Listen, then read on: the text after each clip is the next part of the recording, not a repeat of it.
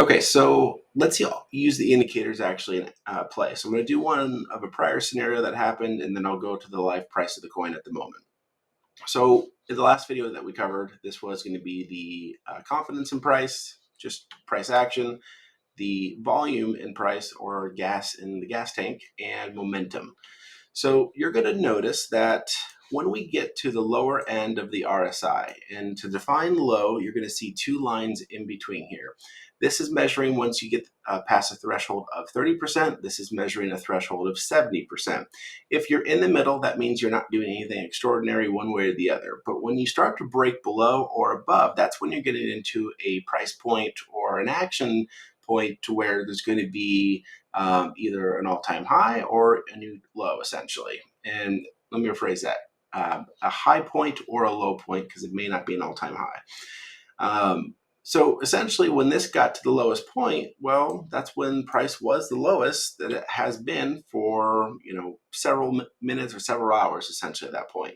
Now, I had this on the 1 minute marker so I can get kind of the breakouts here. I wanted to show you really a line that goes up and down, a lot of price action. If you do this on the hourly, you can get an idea, but it's also hard to see because an hourly time frame up here, an hourly time frame kind of lumps it all together so you don't get so granular.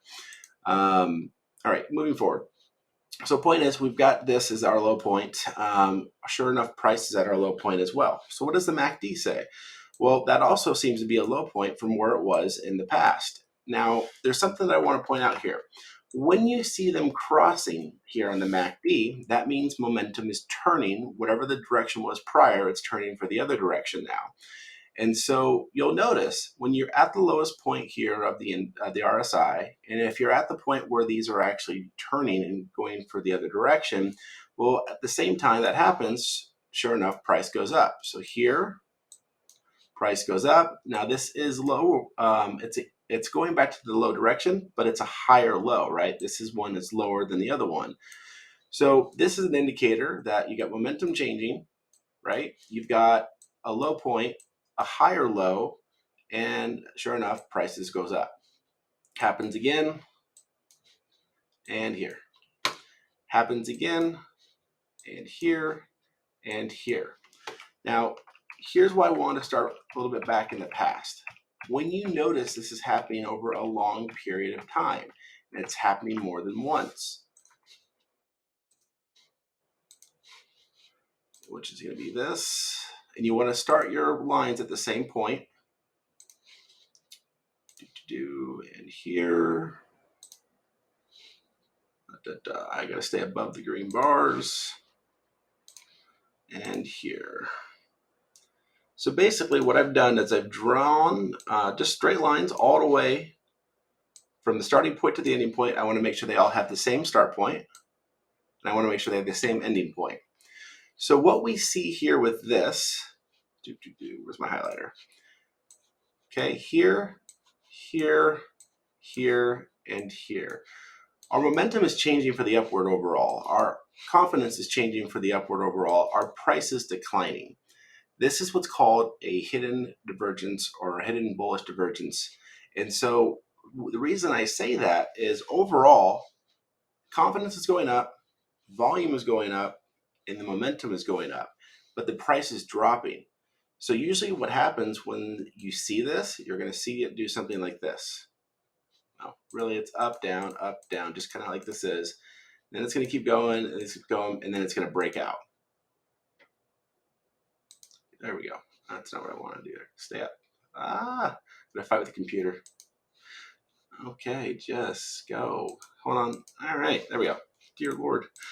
Okay, so the point is that, and did I just close out of that? I did. Oh, goodness gracious. Okay, you love computers, but sometimes they just kill you. Okay, so to redo that correctly, down, up, down, breakout. And that's typically what you're going to see when you have the indicators kind of battling themselves. So it was a little bit more of a messier video than I hoped for, but point is that when they're all starting to trend in the opposite direction of the price, then that's usually a good indicator. It's a good entry point. It can work in an inverse as well, and that's what you want to watch for if you're looking for a point to exit and sell. If for some reason that you have all of them going the opposite direction, meaning that you have this happening, I'm going to draw it here. Let's just pretend it was doing this for a second.